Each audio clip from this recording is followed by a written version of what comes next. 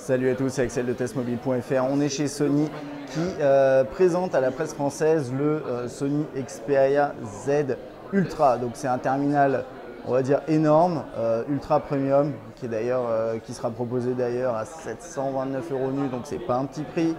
Mais on va voir ce qu'il a dans le ventre à travers une très rapide prise en main. On va faire un point rapidement sur les specs que j'ai sous les yeux. Donc au niveau de l'écran, donc un très grand écran de 6.4 pouces, c'est actuellement le smartphone avec le plus grand écran sur le marché, d'après ce que Sony dit. Donc on a un écran 1080p qui utilise les technologies Bravia. Donc on a Triluminos qui permet d'avoir une palette de couleurs vraiment conséquente.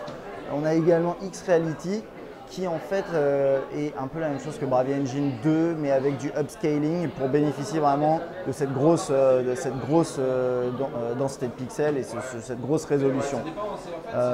C'est un terminal qui fait uniquement 6,5 mm d'épaisseur, donc c'est quand même sympa. C'est le terminal actuellement Full HD le plus fin sur le marché, donc c'est Full HD uniquement. C'est quand même 6,5, donc c'est pas grand chose, et il pèse 212 grammes, ce qui n'est pas énorme par rapport au design. C'est lourd, relativement lourd pour un smartphone, mais on va quand même le qualifier de phablette, même si j'aime pas le terme. Donc c'est pas mal pour ça. Il est équipé d'une puce 4G qui peut aller théoriquement jusqu'à, en débit théorique, 150 mégabits seconde. Donc c'est grâce à son chipset Qualcomm, c'est le Snapdragon 800. C'est du quad-core cadencé à 2,2 GHz, donc c'est quand même du lourd aujourd'hui en 2013, donc que ce soit en termes d'écran et en termes de performance derrière. C'est un terminal qui sera disponible fin septembre, donc comme je disais, à 729 €. Je regarde ce qui me manque encore. On a 16 Go de mémoire interne, ce qui n'est pas grand chose je trouve par rapport au fait que vous ayez un grand écran et que vous allez avoir envie de l'utiliser vraiment de manière conséquente. Par contre, il y a un slot micro SD qu'on va regarder juste après, qui permet d'aller jusqu'à 64 Go. Vous avez une grosse batterie de 3000 mAh. Potentiellement, vous pouvez lire jusqu'à 120 heures, c'est théorique, mais 120 heures en lecture musicale. Côté design, donc là il est en version blanche, vous l'aurez aussi en version noire et en version violette. C'est un design qui est certifié IP58, donc 58 c'est un chouïa mieux que le IP57 du Xperia Z. Vous pouvez aller notamment un peu plus profondément dans l'eau. Bon, c'est un détail, mais c'est toujours une bonne chose. Et c'est à peu près tout ce que j'ai à dire pour l'instant. Côté design, donc vous avez une plaque arrière, une plaque avant en verre minéral, une plaque arrière de la même façon. Donc c'est comme sur le Xperia Z. Par contre, la grosse différence, on va essayer de voir ça de plus près, c'est le fait que tout le design est entouré d'aluminium. Vous voyez. On va regarder d'ailleurs tout ce qu'on a. Donc, en haut, on n'a pas grand chose à part ce qui semble être, alors je découvre en même temps, mais ça semble être le haut-parleur. Si je ne me trompe pas, attendez, je regarde. Ouais, on dirait bien les haut-parleurs sur le dessus.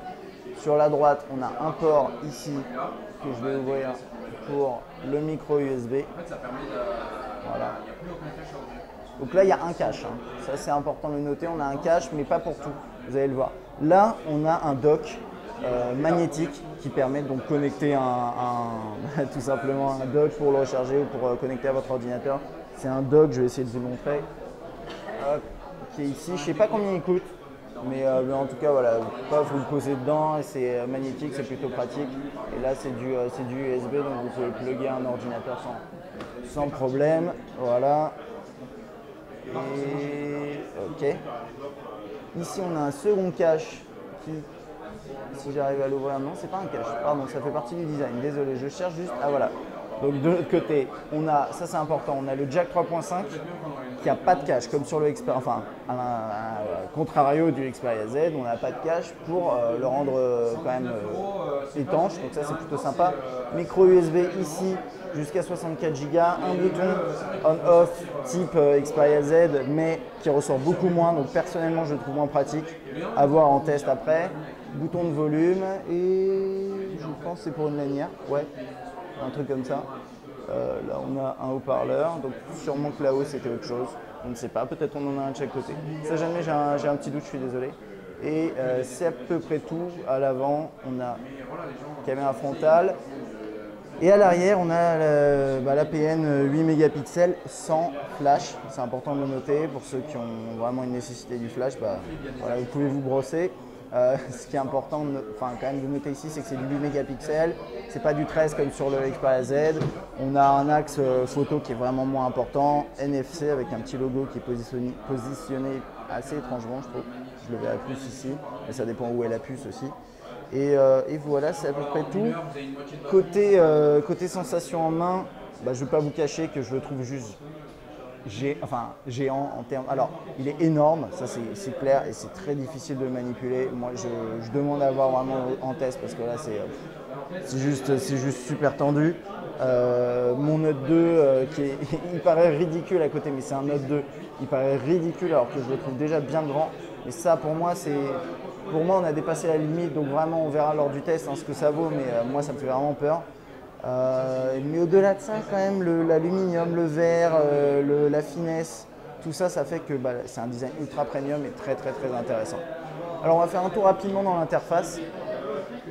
C'est du Android Jelly Bean 4.2.2 qu'on voit ici avec la toute dernière version de la surcouche Xperia, et ça c'est une nouvelle version.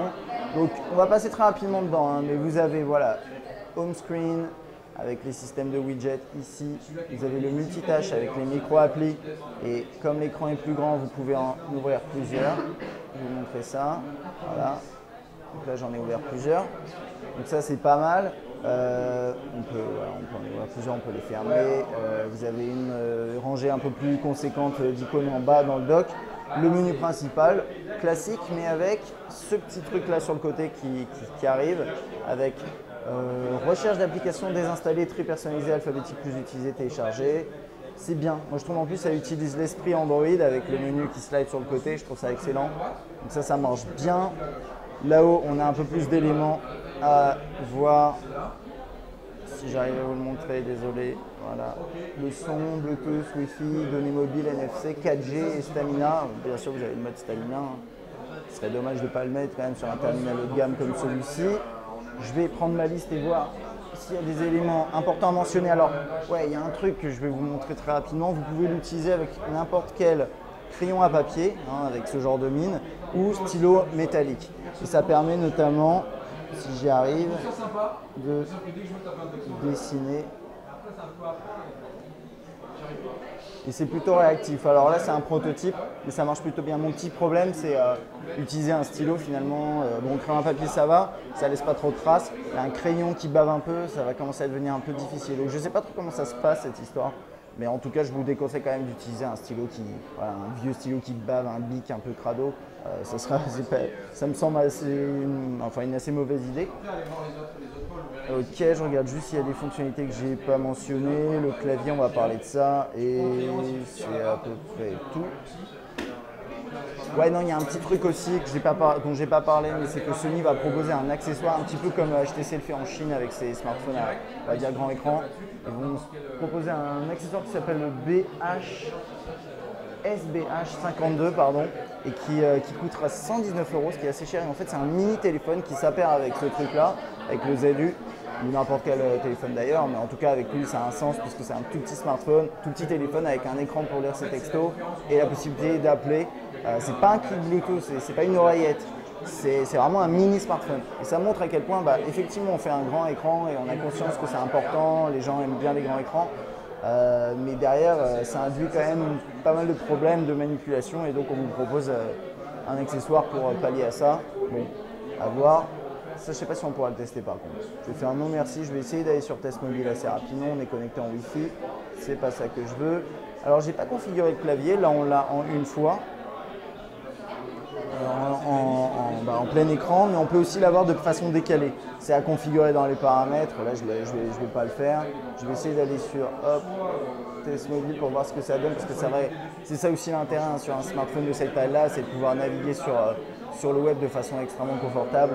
Et c'est vrai que là, c'est quand même sympa. C'est comme regarder aussi des films, ce genre de trucs. Donc c'est tout à fait réactif, on va pas s'attarder là-dessus, mais ça fonctionne très très bien. Ce qui est bien aussi, alors je vais essayer de vous montrer ça, c'est que d'ici on arrive quand même à, voilà, avec la résolution, on arrive quand même à lire le texte sans avoir à zoomer. C'est plutôt plaisant. Très bien, on va passer dans le menu ici. On a le Play Store, les emails qui sont sûrement pas configurés, donc je ne vais pas pouvoir vous montrer ça. Les messages, hop, voilà. Donc là, vous avez vraiment beaucoup de place. Vous pouvez taper sans problème, toc, salut, j'envoie. Bien sûr, ça ne va pas fonctionner. Vous pouvez également joindre des éléments en bas, là. Ça, c'est un classique. Et écrire de cette façon-là, salut, les. Voilà, donc ça détecte automatiquement. Enfin bon, ça, c'est un classique, mais ça a l'air de bien marcher sur cet appareil. Un truc que je voulais tester. Ouais. Il n'y a pas l'air d'avoir de mode colonne, ce qui serait quand même assez pertinent, on va dire, sur un écran de cette taille. Côté téléphonie, bon voilà, le pavé qui prend pas toute la place, hein, quand même, il y a des zones vides sur les côtés, ce qui est une bonne chose. Toc. Voilà, on peut défiler sur les côtés, ça marche bien. L'appareil photo, si j'arrive à le lancer. Donc là, se souvenir du lieu des photos, je vais mettre oui, ok, très bien. Non, en fait, non. Alors là, on a un mode automatique, hein, auto supérieur, normal, caméra vidéo, rafale, etc., etc. On a les mêmes modes qu'on a l'air de trouver voilà, sur un Xperia Z. C'est juste qu'à priori, la qualité sera un petit peu moins bonne. On va regarder le Walkman, qui permet de rechercher des morceaux dans sa collection et également de façon connectée avec les services connectés, Music Unlimited, etc. On va regarder, hop, quand on lit un morceau, ce que ça donne, le volume qui est ici. Bon, vous n'entendez pas grand chose. Je vais juste vérifier si là, en haut c'était un haut-parleur. Donc en bas c'est sûr. Et en bas non. En haut, alors pardon, je la refais. En bas c'est un haut-parleur, mais en haut non, c'est autre chose. Je ne sais pas ce que c'est. Les albums, alors là vous pouvez bien apprécier la qualité de vos photos sur un écran comme ça, c'est quand même sympa. C'est quand même sympa. Il y a l'upscaling qui devrait vous permettre d'apprécier vraiment le 1080p sur la majorité des clichés, des films, etc. On verra ça lors du test parce que ça a l'air vraiment intéressant. Au niveau des films, donc s'il est connecté à Internet, là il y a un petit souci, mais il devrait se connecter à Vidéo Unlimited et vous proposer des contenus également en bas. On va lancer une petite vidéo HD juste pour vous montrer.